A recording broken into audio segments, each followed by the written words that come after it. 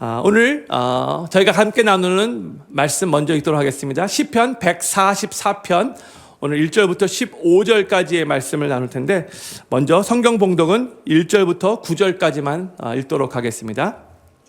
다윗의 시 나의 반석 여호와를 찬송하리로다. 저가 내 손을 가르쳐 싸우게 하시며 손가락을 가르쳐 치게 하시도다. 여호와는 나의 인자시요 나의 요새시요 나의 산성이시요 나를 건지시는 자시요 나의 방패시요 나의 피난처시요 내 백성을 내게 복종케 하시는 자시로다. 여호와여, 사람이 무엇이간데 주께서 저를 알아주시며 인생이 무엇이간데 주께서 저를 생각하시나이까. 사람은 헛것 같고 그의 날은 지나가는 그림자 같으니이다. 여호와여, 주의 하늘을 들이우고 강림하시며 산들에 접촉하사 연기가 바라게 하소서. 번개를 번뜩이사 대적을 흩으시며 주의 살을 바라사 저희를 파하소서. 위에서부터 주의 손을 펴사 나를 큰 물과 이방인의 손에서 구하여 건지소서. 저의 입은 괴사를 말하며 그 오른손은 거짓의 오른손이니이다. 하나님이여, 내가 주께 새 노래로 노래하며 열줄 비파로 주를 찬양하리이다. 아멘. 오늘 저희가 나누는 시편 144편의 표제어는 다윗의 시입니다. 이 144편은 표제어만 보면은 아주 심플하게 다윗의 시라고 알려주고 있는데, 많은 학자들은 이 시편이 다윗이 이스라엘의 왕이 되고 나서 어떤 한 전쟁을 앞두고 하나님께 승리를 간구하며 기록한 시라고 그렇게 추정을 합니다. 저도 그렇게 생각하고 오늘 말씀을 나누도록 하겠습니다. 이 시편 144편은 크게 네 단락으로 구성되어 있습니다. 첫 번째 단락은 1절부터 2절로 전쟁을 앞두고 승리는 하나님께 속해 있음을 인정하면서 하나님을 다윗이 개인적으로 친밀하게 고백하는 내용이 기록되어 있어요.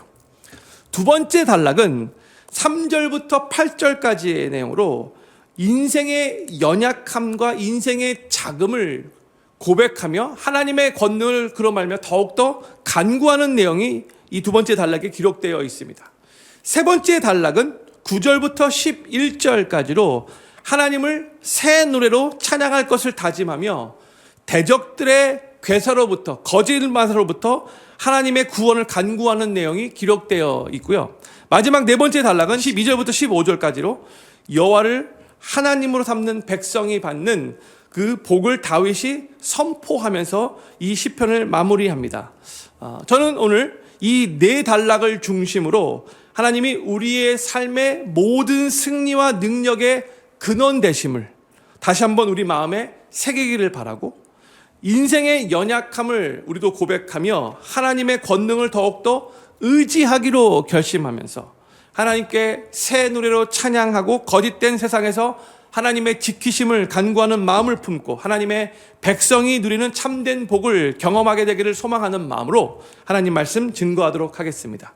1절 말씀 우리 같이 한번 읽도록 하겠습니다. 1절 시작. 나의 반석 여호와를 찬송하리로다. 저가 내 손을 가르쳐 싸우게 하시며 손가락을 가르쳐 치게 하시도다. 아멘. 다윗은 이 시편을 나의 반석 여호와를 찬송하리로다 라는 찬양으로 시작하고 있죠. 반석은 히브리어로 쭈루라는 그런 단어인데 영어로는 락으로 번역되었어요. 이 반석은 변함없고 흔들림 없는 굳건한 하나님의 성품을 상징하는 단어죠. 흔들리지 않는 그 반석 바위처럼 하나님은 우리 삶의 모든 영역에서 굳건한 기초가 되시는 분이시죠. 그런데 다윗은 단순히 하나님을 반석으로 찬양하는 것에서만 그치지 않고 저가 내 손을 가르쳐 싸우게 하시며 손가락을 가르쳐 치게 하시는도다 라고 그렇게 또 하나님을 찬양하고 있어요. 여기서 저희가 주목할 것은 그동안 다윗은 수많은 전쟁을 치러왔잖아요. 또한 그 전쟁에서 다윗은 정말 계속해서 승리를 거둬왔어요. 근데 그 이유가 자신의 용맹이나 실력 때문이 아니라 하나님께서 전쟁에서 승리할 수 있도록 가르쳐 주셨기 때문이다라고 지금 1절에서 고백을 하고 있는 거죠. 다윗은 15 미만의 나이에도 거인 골리앗을 쓰러뜨린 이스라엘의 영웅이었고요. 또한 한때는 이스라엘의 군장으로 싸웠던 모든 전쟁에서 한 번도 패하지 않는 백전백승의 탁월한 군대 장관이기도 했어요.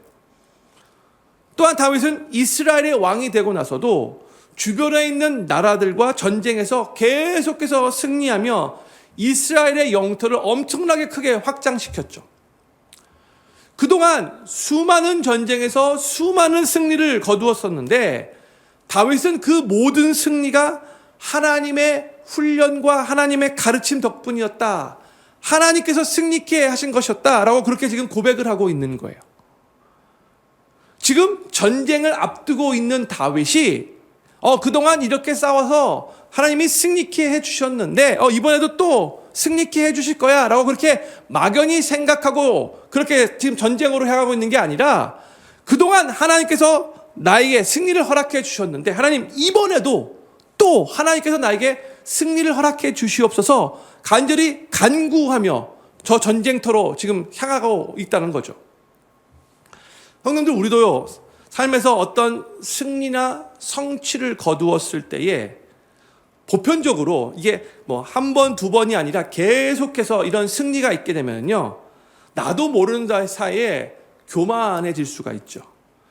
특별히 내가 그래도 경험이 많으니까, 내가 전쟁 때마다 열심히 싸웠으니까, 내가 전쟁하기 전에 그래도 이 군사들을 모아놓고 정말 아주 이 군사들에게 확실하게 이렇게 싸워야 된다라고 그렇게 사기를 돋구고 내가 계획을 잘 세웠으니까 그동안도 그렇게 잘 승리할 수 있었던 거지, 이런 생각이 들기가 너무나 쉽잖아요. 그렇죠?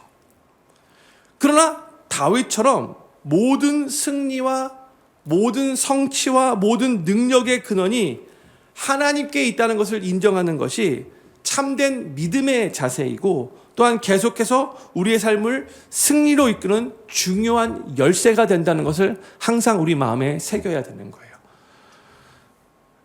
이제 다윗이 2절에서 이제 하나님을 7가지의 다른 표현을 사용하여 고백을 하고 있어요. 2절 말씀 같이 한번 천천히 읽겠습니다. 시작. 여호와는 나의 인자시요 나의 요새시요 나의 산성이시요 나를 건지시는 자시요 나의 방패시요 나의 피난처시요 내 백성을 내게 복종케 하시는 자시로다. 아멘.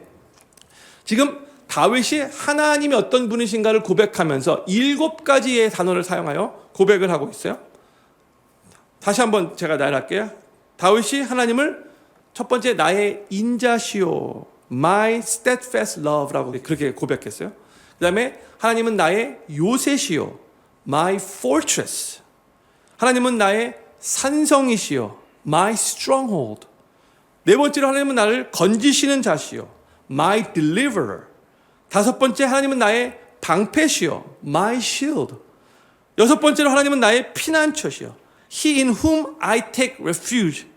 마지막 7번째로 하나님은 내 백성을 내게 복종케 하시는 자시로다. Who subdues peoples under me. 이렇게 고백을 하고 있어요. 그런데 대부분의 고백이 전쟁과 연관된 단어를 사용하고 있죠. 다윗이. 그동안 수많은 전쟁을 치르면서 다윗이 승리하며 경험했던 그 하나님을 지금 전쟁터로 나가기 직전에 또 이 하나님을 고백을 하고 있는 거예요. 그런데 저희가 오늘 이 다윗의 고백을 통해서 주목하고 싶은 것은 이거예요. 지금 다윗이 하나님을 나의 인자, 나의 요새, 나의 산성, 나를 건지시는 자, 나의 방패, 나의 피난처, 계속해서 지금 my 1인칭으로 고백하고 있다는 거예요. 하나님은 이런 하나님이시라고 제가 들었습니다. 이게 아니에요. 하나님 나의 인자십니다. 이렇게 고백을 하고 있는 거죠. 아주 퍼스널하게.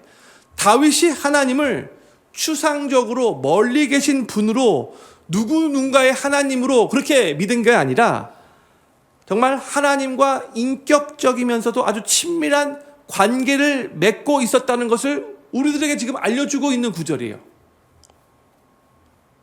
다윗의 신앙을 아주 잘 설명해주는 단어 하나를 선택하라라고 한다면 저는 이렇게 말하고 싶어요. 다윗은 정말 하나님과 친밀하게 동행한 사람이다. 하나님과의 친밀함, intimacy with God. 이게 다윗의 신앙을 한마디로 잘 표현해 주는 거라고 생각해요. intimacy with God. 하나님과의 친밀함. 다윗은 정말로 하나님과 친밀한 관계 가운데 하나님과의 그 친밀함을 누리면서 그 하나님과 친밀하게 동행하며 하나님으로 말미암는 영적인 풍성함을 누리며 신앙생활을 해왔어요. 성도님들, 우리 하나님은요, 멀리 계신, 가까이 하기엔 너무 먼 그런 분이 아니시고 우리 각자에게 정말 나의 하나님으로 아주 친밀하고 인격적으로 관계를 맺어주시는 분이시라는 것을 믿으시기 바랍니다. 그 하나님을 더 내가 경험하기를 원합니다. 하나님과의 친밀함을 더 누리기 원합니다. 이런 사모함이 우리에게 있었다는 거예요.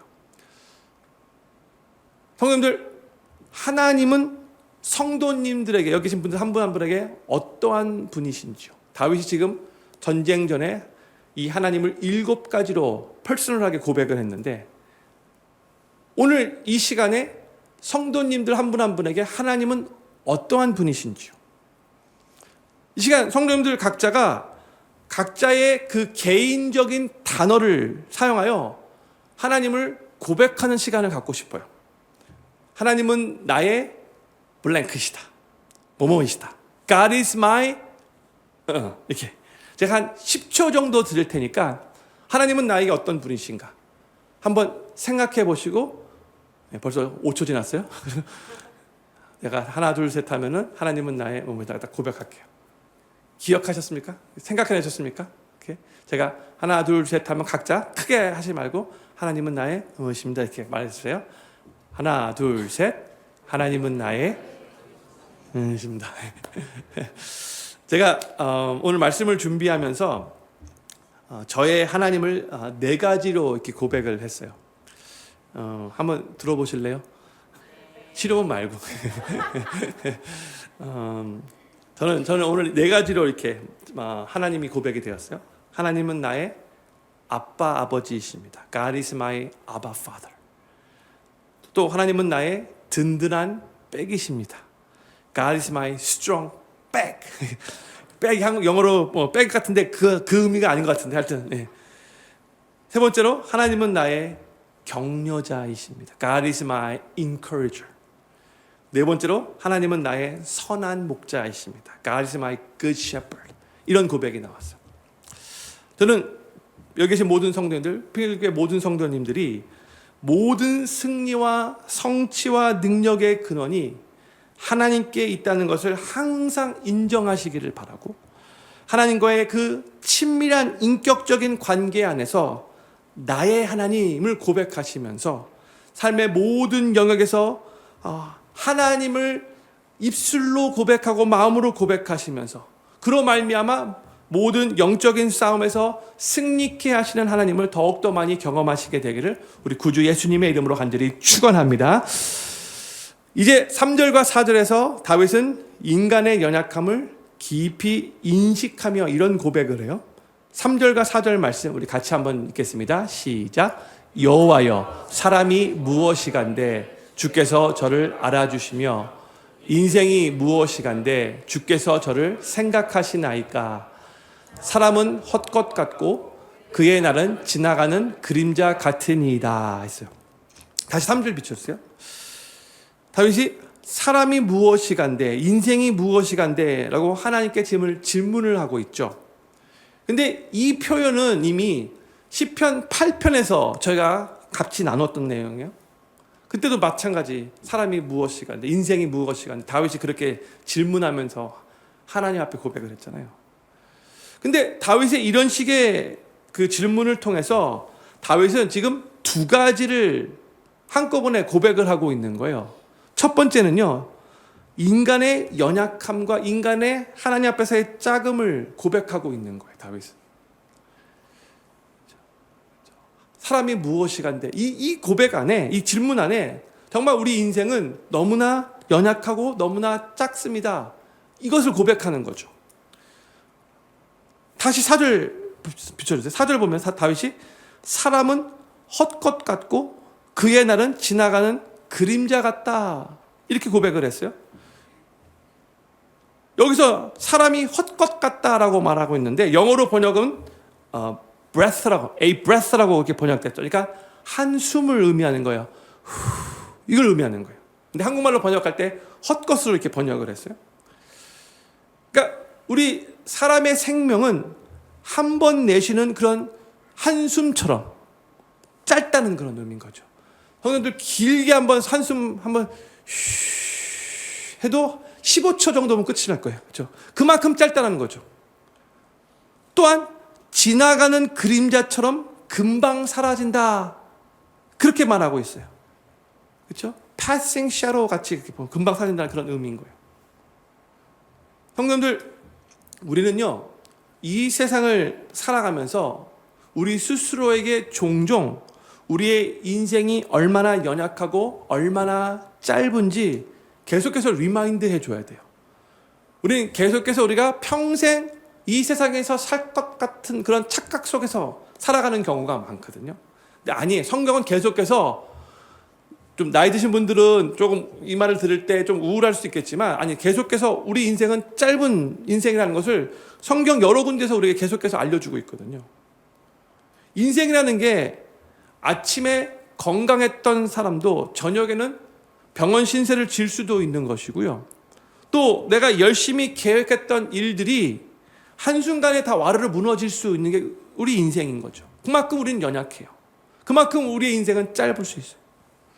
야고보서 4장 14절도 이렇게 우리들에게 말씀합니다. 같이 읽겠습니다. 시작. 내일 일을 너희가 알지 못하는도다. 너의 생명이 무엇이뇨? 너희는 잠깐 보이다가 없어지는 안개니라. 여기서는 우리 인생이 잠깐 보이다가 없어지는 안개다라고 그렇게 우리들에게 알려주고 있어요. 이렇게 우리의 인생은 한숨과 같고 지나가는 그림자와 같고 아침의 안개와 같은 존재예요. 스크린에 뜰 텐데 같이 한번 이 내용을 같이 한번 천천히 같이 한번 같다라고 이렇게 읽지 마시고 같습니다 이렇게 존댓말로 읽겠습니다. 같이 읽겠습니다. 시작. 우리 인생은 한숨과 같습니다. 우리 인생은 지나가는 그림자와 같습니다. 우리 인생은 잠깐 보이다가 없어지는 안개와 같습니다. 예. 이게 뭘 의미하는 거예요? 우리 인생은 아주 연약하고 아주 하나님 앞에서 작은 인생이고 우리 인생은 짧고 우리 인생은 정말 보잘것없는 인생이다. 이것을 우리들에게 알려주고 있는 거죠. 이게 성경의 가르침인 거예요. 그런데 다윗의 사람이 무엇이간데 이 질문에는 또 하나의 의미가 그 안에 담겨져 있어요. 우리 인생은 이토록 연약하고 작고 짧고 보잘것없는데 그런데 그럼에도 불구하고 하나님은 이러한 우리를 알아주시고 생각하신다는 그런 놀라움을 고백하고 있는 거예요. 이게 두 번째, 인생이 무엇이간, 사람이 무엇이간다의 그 고백 안에 들어져 있는 내용이에요. 그렇죠? 온 우주 만물을 말씀으로 창조하신 그 전능하신 그 위대하신 광대하신 하나님께서 마치 한숨 같고 그림자 같고 안개와 같은 연약하고 아주 작고 짧고 보잘것없는 우리 인생을 기억하시고 돌아보신다는 것, 이것이 얼마나 놀라운 은혜인가. 다윗이 지금 이것을 고백하고 있는 거예요. 사람이 무엇이간데 이 질문 안에서 두 가지 내용이 다 포함되어 있는 거예요. 우리의 인생은 정말 연약한 인생이다. 그런데 그럼에도 불구하고 하나님은 우리 연약한 인생을 이렇게 생각하시면서 놀랍게 돌아보고 계신다. 감사합니다. 그런 의미인 거죠.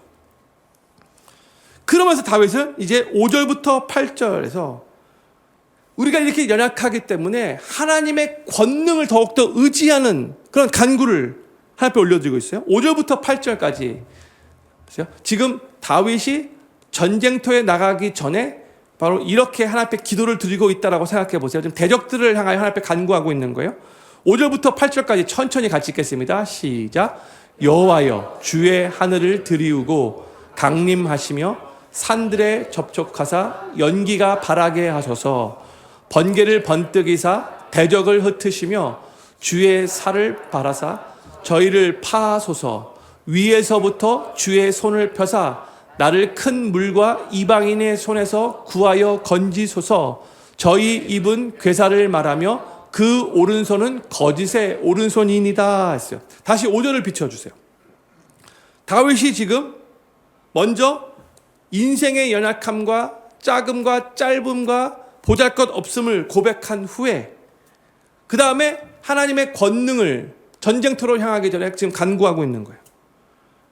하늘을 들이우시고 강림해달라고, 임하여달라고, 전쟁터에 하나님께서 직접 임재해달라고 간구하고 있는 거죠. 그렇죠? 산들을 만지시면 연기를 바라게 해달라고 또 간구하고 있어요. 그렇죠? 하나님께서 놀라운 기적을 베풀어 달라는 그런 의미인 거죠. 6절에서 번개를 번뜩이시며 대적을 흩어달라고. 여기서 주의 살인데 화살을 의미하는 거예요. 하나님께서 화살을 바라시며 대적들을 파괴해달라고 그렇게 기도하고 있어요. 하나님께서 직접 하나님의 방법으로 전쟁에서 싸워달라는 그런 의미인 거죠. 7절에서는 위에서부터 주님의 손을 펴사 이방인의 손에서 구원해달라고 건져달라고 지금 또 기도하고 있어요. 8절 말씀은 대적들의 그 거짓됨을 다윗이 말하고 있는데 이 내용은 11절에 가면 동일하게 또 반복돼서 나오거든요. 그때 나누도록 할게요. 지금 다윗은 자신의 연약함을 고백한 후에 그렇기 때문에 연약한 우리 인간을, 나를 하나님 전쟁터에서 승리케 하시고 하나님 나를 건져 주십시오, 구원해 주십시오 하며 하나님의 권능을 지금 간구하고 있는 거예요. 성도들, 여기서 우리가 배워야 할 아주 중요한 영적 원리가 있어요.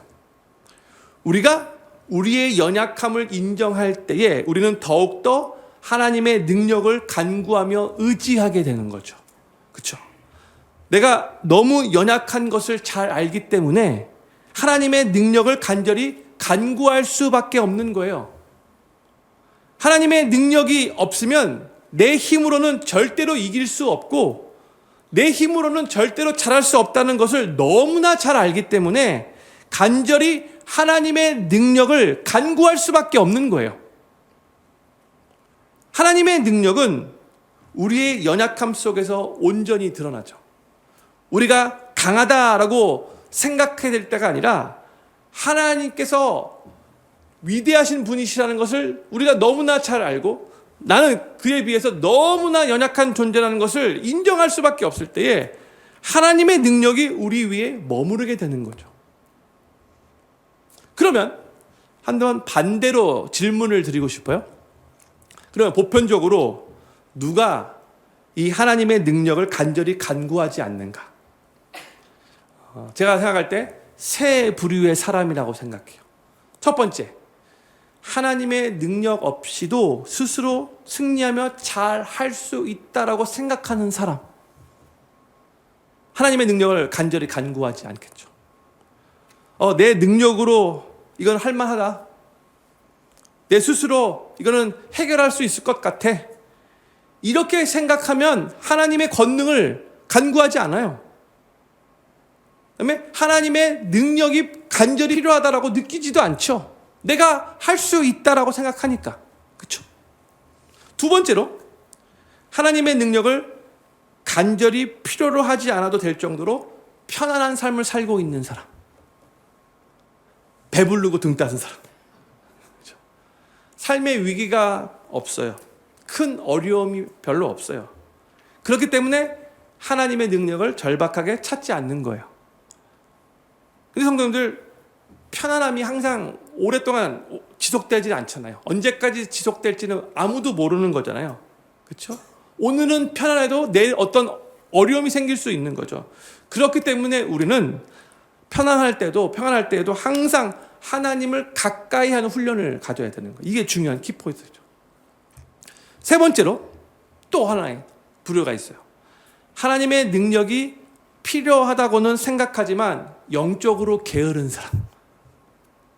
어쩌면 많은 성도들이 이 세 번째에 속해 있는 것 같아요. 하나님이 도와주시면 정말로 좋겠다라고 생각은 하지만 실제로 무릎 꿇고 간절히 기도하지는 않아요. 필요는 느끼지만 행동으로 옮기지 않는 것, 이것이 영적인 게으름인 거죠. 혹시 우리 안에는 이러한 모습들이 있지는 않으신가요? 다윗은 이스라엘의 왕이었어요. 그동안 수많은 전쟁에서 계속해서 승리한 아주 용맹한 지도자였어요. 그렇지만 다윗은 자신의 연약함을 그 누구보다도 잘 알고 있었고, 그래서 하나님의 능력을 전쟁에 나갈 때마다 항상 간절히 간구했어요. 이것이 바로 다윗이 계속해서 전쟁에서 승리할 수 있었던 비결인 거죠. 형님들, 우리는 매일매일 영적 전쟁터에서 살아가고 있는 거 아시죠? 그래서 우리도 하루를 시작할 때마다 하나님 앞에 하나님의 능력을 구하며 간절하게 하나님 나를 도와주십시오. 나를 대신해서 싸워주십시오. 하나님의 권능의 손길로 내 삶을 인도하여 주십시오. 기도하면서 하루를 시작해야 되는 거예요. 저는 필그림교회 모든 성도님들이 자신의 인생의 연약함과 자금과 짧음과 보잘것없음을 항상 인정하며, 그래서 하나님의 권능을 더욱더 간절히 의지하며 기도하시기를 바라고, 그로 인해 하나님께서 직접 하늘을 들이우시고 임하셔서 친히 도우시고 승리로 우리 삶을 이끄심을 더욱더 많이 삶에 경험하시게 되기를 우리 구주 예수님의 이름으로 간절히 축원합니다. 이제 9절부터 11절에서 다윗은 하나님께 새 노래로 찬양할 것을 다짐하면서 하나님이 나를 저 대적의 그 괴계로부터 나를 구원해 주십시오라고 간구하는 내용이 여기 기록되어 있어요. 먼저 9절 말씀 우리 같이 읽겠습니다. 시작. 하나님이여, 내가 주께 새 노래로 노래하며 열줄 비파로 주를 찬양하리이다 했어요. 지금 다윗이 내가 주께 새 노래로 노래하겠습니다 라고 고백을 하고 있죠. 제가 이 내용 이미 여러 번 이 시편의 기도 말씀을 나누면서 나눴지만 다시 한번 말씀드릴게요. 새 노래로 하나님께 노래한다, 이 말은요, 전에 한 번도 부르지 않았던 새로운 찬양으로 찬양하겠다는 그런 의미가 아닌 거 아시죠? 근데 우리가 보통 하나님 찬양할 때에 형식적으로 마음을 담지 않고 별 의미 없이 그냥 반복적으로 감동 없는 그러한 틀에 박힌 노래를 부를 때가 많이 있죠. 근데 그렇게 찬양하지 않고 매너리즘에 빠져서 노래하는 게 아니라 늘 새롭게 부어주시는 하나님의 은혜를 새롭게 경험하고 누리면서 항상 새로운 마음가짐으로 하나님을 찬양하겠습니다, 이런 의미인 거예요. 이게 새 노래로 하나님을 찬양한다, 그런 뜻이에요. 예레미야가 3장 22절 23절 우리 하나님 말씀을 같이 한번 읽기를 원합니다. 시작. 여호와의 인자와 긍휼이 무궁하심으로 우리가 진멸되지 아니함이니이다. 이것들이 아침마다 새로우니 주의 성실하심이 크시도다. 아멘. 하나님의 긍휼과 인자하심이 아침마다 새롭다라고 고백을 하고 있죠. 맞아요. 하나님의 인자와 긍휼이 아침마다 새로운 거예요. 그러므로 우리의 찬양도 매너리즘에 빠지지 않고 그냥 입술에서만 끝나는 그런 형식적인 노래가 아니라 매일 새로운 그 마음을 가지고 하나님의 그 새롭게 부어주시는 그 은혜를 경험하면서 하나님께 온전하게 찬양을 드려야 한다는 거예요. 마음을 담아서 오늘도 나의 그 퍼스널한 고백으로 새 노래로 하나님을 찬양해야 한다는 거예요. 그리고 다윗은 10절에서 이렇게 하나님을 찬양합니다. 10절 말씀 같이 읽겠습니다. 시작. 주는 왕들에게 구원을 베푸시는 자시요 종 다윗을 그 해하는 칼에서 구하시는 자신이다. 지금 다윗이 하나님이 이런 분이십니다라고 고백을 하고 있면서 뭐라고 말하고 있냐면 자기 자신을 종 다윗이라고 그렇게 부르고 있죠. 다윗은 이스라엘의 왕이었지만 하나님 앞에서는 항상 자신을 종이라고 생각했던 자예요. 형님들, 하나님 앞에서 자기 자신을 종과 같이 낮추는 것, 이것이 참된 겸손인 거예요. 근데 우리는 뭐가 하나만 잘 되면 나도 모르는 사이에 내가 엄청나게 끝내주게 잘 나가는 사람이라고 착각해요. I am somebody. 이런 생각이 많이 드는 거죠. 근데 우리는 항상 하나님 앞에서는 나는 주님의 종입니다. 이런 겸손한 자세로 매일매일 살아가야 되는 거예요. 이게 전쟁에서 승리하는 중요한 우리의 자세인 거죠. 다윗이 하나님 앞에 자기 자신을 왕의 신분임에도 불구하고 나는 당신의 종입니다. 고백을 했어요. 그리고 이제 11절에서 다윗이 아까 8절의 내용을 다시 반복해서 그렇게 고백을 해요. 11절 말씀 같이 읽겠습니다. 시작. 이방인의 손에서 나를 구하여 건지소서. 저희 입은 괴사를 말하며 그 오른손은 거짓의 오른손이니이다. 여기서 다윗은 자신이 지금 싸워야 할 자신의 그 대적에 대해서 말하면서 저희 입은 괴사를 말한다라고 말하면서 속임수와 거짓을 의미하는 그런 단어를 사용하고 있어요.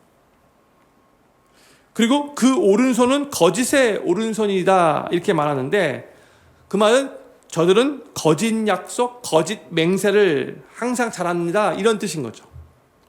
다윗은 지금 거짓과 속임수로 가득 찬 그 대적들로부터 자신을 구원해 달라고 지금 기도하고 있는 거예요.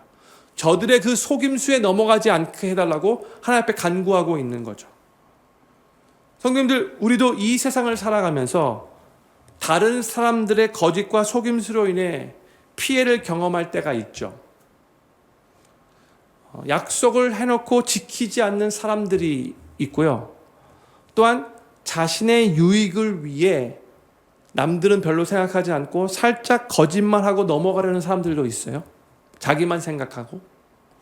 또한 어떤 사람은 진짜 악해 의도적으로 상대방을 내가 속여서 그 사람에게 해를 끼치겠다 이렇게 생각하는 악한 사람도 간혹 있어요.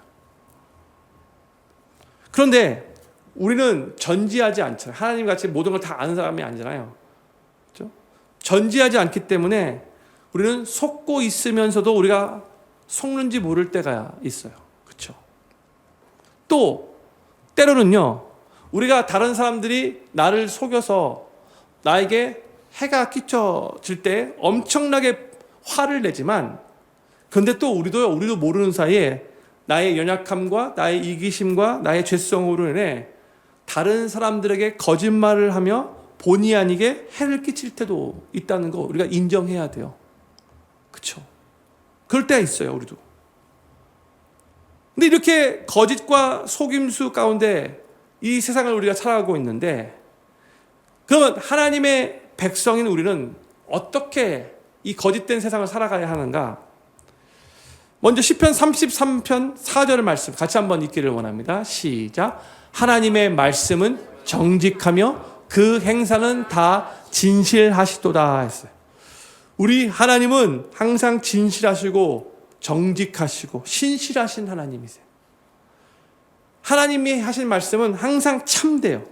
하나님이 하신 약속은 하나님이 반드시 지키시는 분이시죠. 그래서 우리는 지금 거짓이 판치는 이 세상에 살고 있으면서 항상 진실하시고 항상 신실하신 이 하나님만을 의지해야 되는 거예요. 이게 우리가 가져야 할 태도예요. 또한 우리는 하나님의 백성으로서 이 진실하신 또 신실하신 하나님을 본받아 우리도 진실하기 위해서 최선을 다해 노력해야 되는 거예요. 하나님 믿는 하나님 백성으로서 저 사람은 슬쩍슬쩍 거짓말 잘해. 이러한 뉘앙스가 풍기는 삶을 살면 안 되는 거예요. 최선을 다해서 진실되게 살려고 노력하는 사람이야.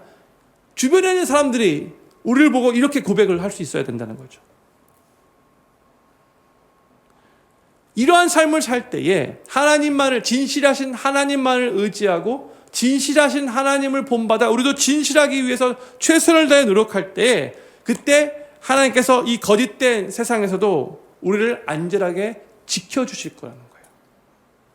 이걸 믿으셔야 돼요. 저는 필경교회 모든 성도님들이 매일 새롭게 베푸시는 그 하나님을 새롭게 새 노래로 찬양하시며 하나님 앞에서 항상 자신을 겸손히 저는 주님 앞에서 종입니다. 낮추실 수 있기를 바라고 이 거짓된 세상에서도 진실하신 그 하나님만을 의지하시고 또한 스스로도 진실하게 살기를 위해 최선을 다하심으로 인해 세상의 거짓과 속임수로부터 안전하게 지키시는 우리 하나님을 더욱더 많이 경험하시게 되기를 우리 구주 예수님의 이름으로 간절히 축원합니다. 이제 12절부터 15절 마지막 단락인데 다윗은 이스라엘의 왕으로서 지금 전쟁터에 나가기 전인데도 불구하고 하나님께 이 이스라엘 백성들이 누리게 될 그 축복을 선포하며 이 시편을 마무리하고 있어요. 이것은 이스라엘의 왕으로서 백성들을 향하여 왕이 이렇게 됐으면 좋겠다라는 마음으로 축복을 선포하는 내용이에요. 12절 말씀 같이 읽겠습니다. 시작. 우리 아들들은 어리다가 장성한 나무 같으며 우리 딸들은 궁전의 식양대로 아름답게 다듬은 모퉁이 돌과 같으며 이게 뭐뭐 같으며 그렇게 한국말로 번역됐는데 May our sons in their youth be like plants full grown.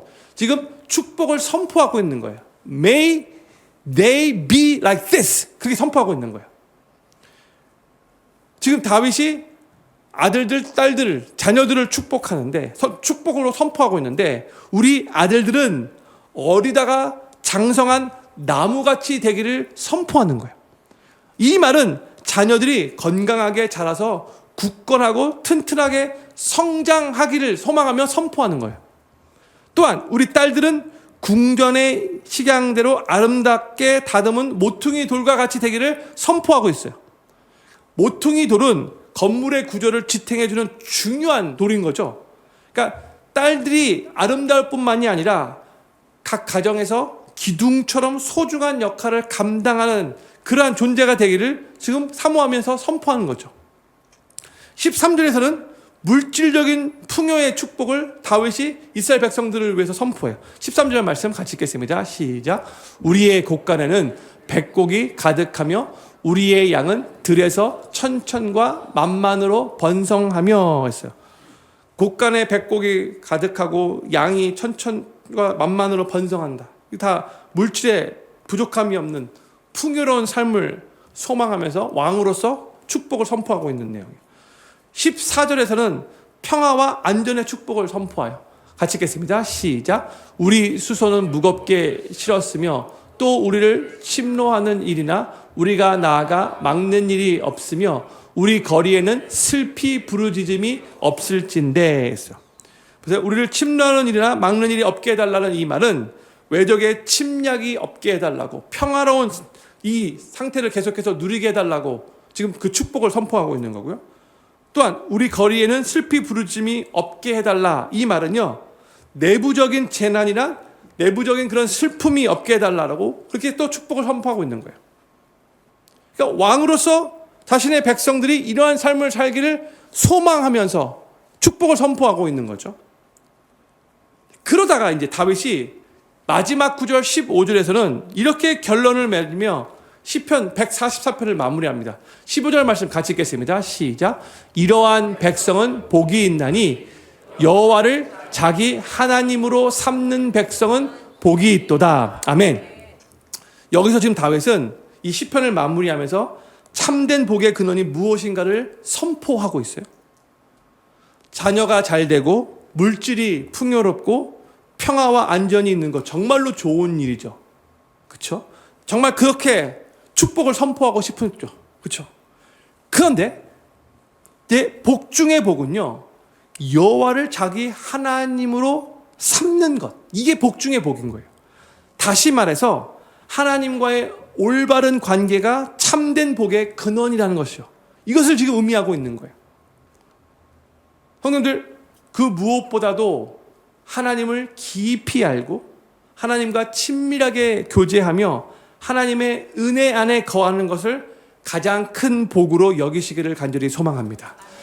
이거보다 더 큰 복은 없는 거예요. 우리 하나님이 바로 복의 근원이신 거죠.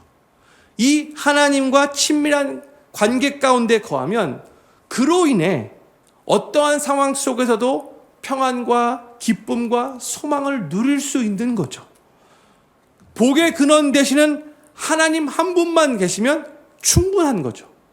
복의 근원이시니까 하나님이. 그렇죠? 그리고 자녀의 축복, 물질의 축복, 평화의 축복은 하나님이 주권적으로 베푸시는 선물인 거예요. 그렇죠? 우리가 하나님과의 관계가 올바르게 서 있을 때에 하나님께서는 우리에게 가장 좋은 것을 허락해 주시는 분이세요.